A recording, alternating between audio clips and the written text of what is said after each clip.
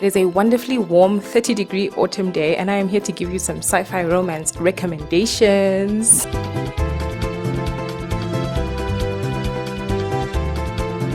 But before I start, I have to complain first. I would not be me if I did not have a complaint. I feel like the full potential of this subgenre is not being met at all. Like most of the time, sci-fi romance is not good science fiction, and it's also just not good romance. Like in science fiction, where's the science?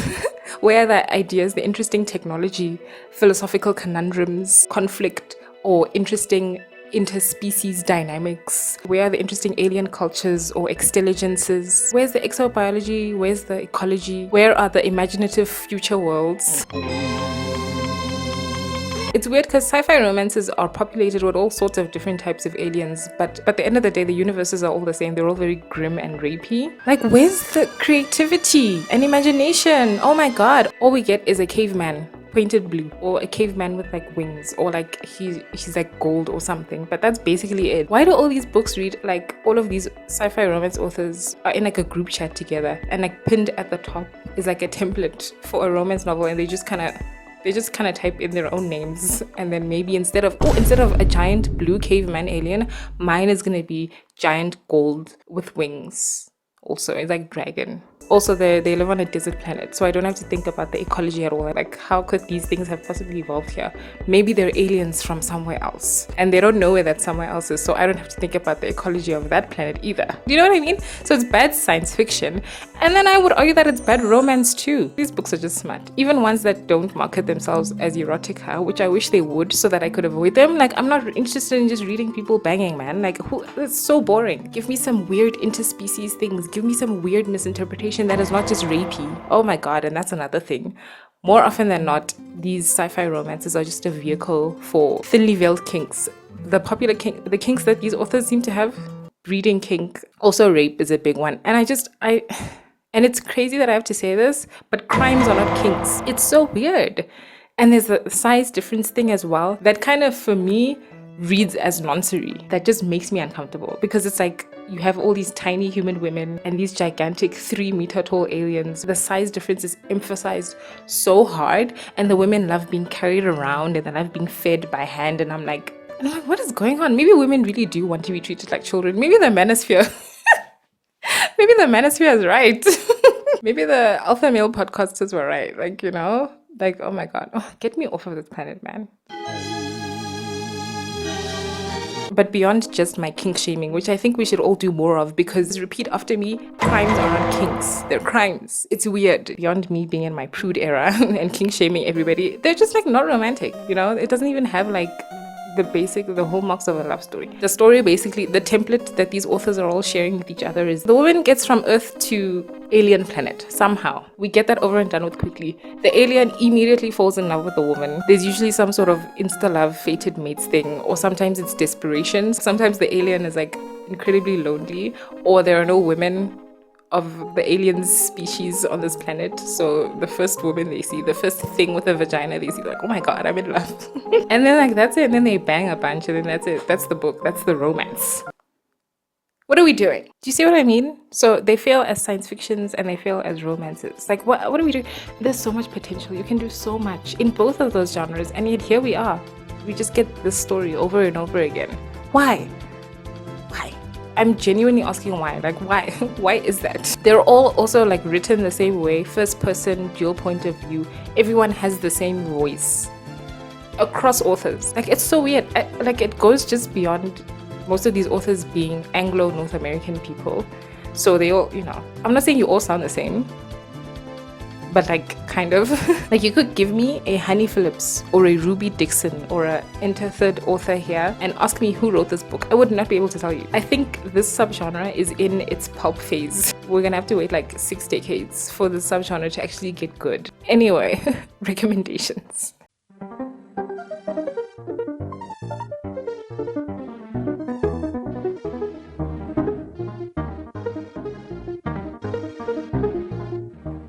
I want to use the lav mic as it's intended to be used, but you just sound so muffled. Is it just me? Anyway, the first recommendation is Dawn by Octavia E. Butler. Listen, hold on. Haters will say this is not a romance and that this is like a first contact science fiction post-apocalyptic. First of all, what the haters don't know is that this is my favorite book, and so I will use any and every excuse to recommend this to anybody all the time. Second of all, this is what I'm talking about when I mean like interesting interspecies relationships. Like, you could interpret this as a romance, like legitimately. However, it does make some of the things that happen in like in one of the sequels, which was already uncomfortable to begin with, it makes it even more uncomfortable.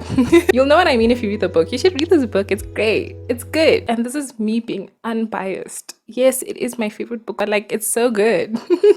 But this is what I mean. What you have to go on with your interpretation is the human reactions to the things that are happening, and like the aliens themselves, and also your understanding that these are like aliens and that we don't have the same hardware, we don't have the same biochemistry, and our brains don't work the same. So for them it might not be what you think it is. Anyway, read this book, it's good. Apart from the romance that may or may not be a romance, it's just a good book. It's great. It's my favorite book. Read this book, read it. Then we have Strange Love by Aguirre. This is fun. It has a great plot. This is just a fun, goofy, silly time. A dog gets a translator, but it's also very sweet. It has great characters. Our alien man, he has been rejected multiple times, and this is his last time to get married. So he is a little bit insecure, but like, it's not pathetic. Our heroine, she is a normal human person, but also she's mature and sensible, and she's like, okay, I'm gonna try and make the best out of the situation that I'm finding myself in. Like I said, there's a dog gets a translator, there's a plot, there's action as well. The alien anatomy and culture is very interesting. There's like some tech, but like not really, you know, but at least it's not like blue caveman in cave, dick and balls, put semen in vagina. These two are very sweet, and you finish the book thinking they're gonna be very happy together. You know, I don't know how long these aliens live, but for the rest of her life, she's gonna be alright. She's gonna be okay. Then there's the Cybernetic tea shop. The Cybernetic tea shop, oh my god. This is a novella. I wouldn't say that this is like a romance. It doesn't have like your romance genre conventions and cliches. It's a love story. But this is that. And it's between a human woman and a lady robot set in future Earth. And this is also very sweet. The love story is one thing, but it's also about, you know, letting go, grief, starting over, all of that stuff. This book made me cry. Do you know what it reminded me tonally, but like not as dour and like depressing and sad and boring, low-key? It reminded me of Clara and the Sun, but like, this is adult, and again, there's a love story. I did not finish Clara and the Sun, so like, take that with a grain of salt. A little melancholy, but like not depressing. This one is not depressing. I don't know about Clara and the Sun. You know what I mean? Am I making sense? No? Okay. Then we have The Best of All Possible Worlds, Karen Lord. This one is a science fiction romance, and the romance is very like romance cliche, you know, genre convention heavy. I didn't like it. I didn't like this romance, but like, people do. This is a me thing, and that's mostly just because this was written in first person, so the way it was written was making the main character seem like an idiot to me, because it's like, girl, how can you not see? How are you this blind? But like, this is actually a good romance, and it's a good science fiction also. If you are not like me and you don't have weird hang-ups over first-person romances, then you'll love this. And this is a 5-star book for me. Even despite my not really like loving the romance, I still loved it. This is one of those romances that relies a lot on dramatic irony. But the thing is, I don't know if it's meant to be dramatic irony. I don't know if I'm supposed to like not know also with the main character. Do you know what I mean? Like, am I supposed to be shocked when it's like revealed? Anyway, romance is cute. Science fiction part. This is an exo-anthropological alien sociology. Something terrible happens, and you know, our main character and her group have to go around basically doing ethnographic studies of various different types of these people on this alien planet. The people look like us for reasons. It's a good book. Don't let my complaining about the romance prevent you from reading it. I'm very particular about the type of romance I like. So then we have Dark Class. Oh my god, I would say that this is a cozy science fiction romance. This is like a fun, campy, you know, sci-fi adventure, space adventure. The thing about me is like, I compare a lot of things to Doctor Who, but I've never watched Doctor Who. The only Doctor Who adjacent thing I've ever watched was Torchwood, which I enjoyed, but that was set on Earth. Like, they don't go to space. They don't interact with, what are they called? The Borg? This has a plot. Like, you're here for the plot, right? The romance is just a cherry on top. It's like, okay, cool. But you're here for like the fun adventure stuff. But I still say it's cozy because, you know, cozy does not mean plotless. Like there's action in this, you know, and like people are in danger. But it's cozy because you know everything's gonna be okay.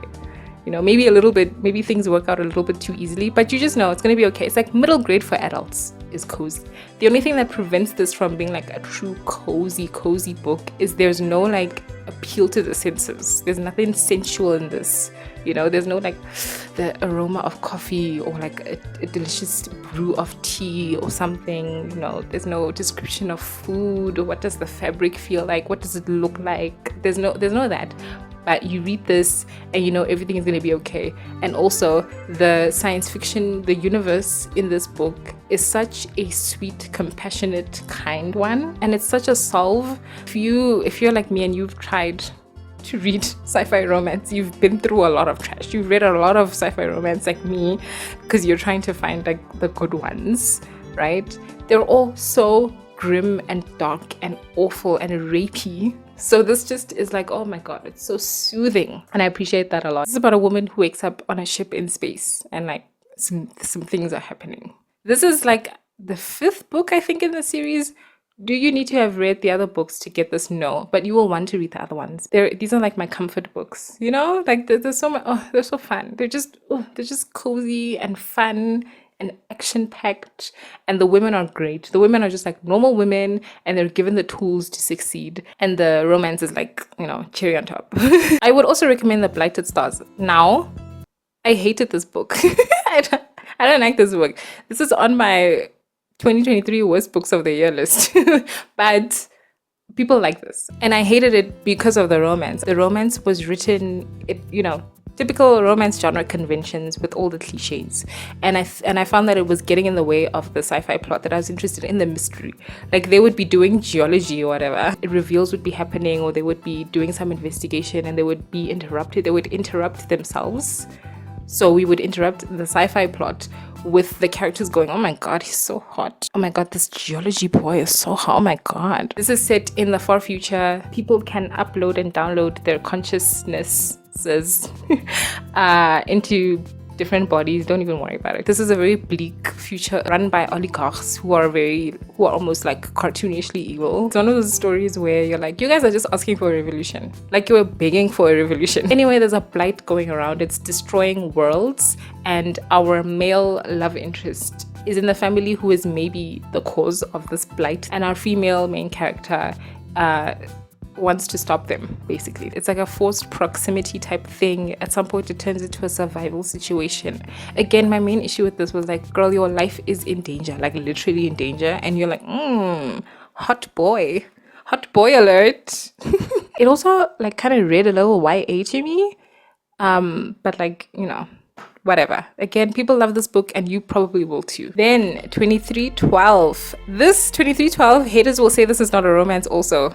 The same haters who said Dawn was not a romance, the same haters. 2312 by one of my favorite authors, Kim Stanley Robinson, is a love story, period. The core of this book isn't, okay, it's not the love story. The core of this book is a mystery, but the heart of this book is a love story. But it is primarily a hard science fiction, future history, like solar system travelogue book with a mystery. Some other things happen as well, and as the title suggests, it's set in 2312. It also has like your typical KSR environmentalist propaganda, which I love. I love KSR, man. It's also too long. Like, that's one thing about KSR, is he will write a long ass book for no reason. But there are like some excerpts from historical text, far future historical text as well. Some of them, sometimes I did get to a point where I was skipping some of them. I was like, okay, I get it, girl, I get it. And with the environmentalist propaganda, which I love and adore, I want more solar punk books, please. The environmentalist propaganda was in this to make the point that, hey, we can't just like break our planet and then go off into the solar system and like terraform it, you know, like that's not what this is. And like other events in the book kind of support that as well. It's so good. This is a great book. But again, the core, the heart of this book is a love story, and it's a good one too. Sometimes it can feel like we romanticize men because when you're in their heads, it's just sex. There are none of these like deep romantic notions or like any thought to compatibility or like, you know, emotional connection. So reading this was so refreshing to me. I was like, okay, maybe men do actually have like hearts and brains. And I also think it's just so much fun just to have this like love story Trojan horse into like a hard sci-fi novel, a hard sci-fi mystery. I think that's so funny. The romance in 2312 does not have like your cliche sort of genre convention romance stuff like beats. You know, it's just,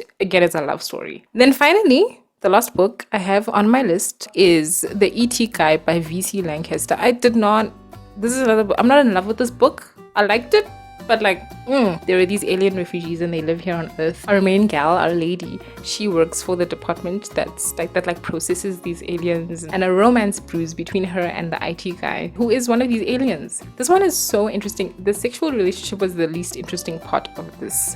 What was interesting was what I was saying about Dawn, and what I was saying I want more of in general is the interesting like interspecies conflict, like where cultures could clash, misunderstandings, but not like in an annoying gimmicky way, like just genuinely like we see things differently because our biochemistry or hardware is different, that sort of thing. That was the most interesting part of this book. Otherwise, is this a romance? No, this book is a very serious book about settling. Honestly, like this lady is like tired of dating, and at the end of the day she's like, you know what, fine, you know, we get a whole speech at the end about how love is actually about this and that, and I'm like, okay girl, yeah, yep, but it's cute, it's interesting. So those are my sci-fi romance recommendations. If you have any sci-fi romance recommendations for me, oh my god, please. But bear in mind, everything I said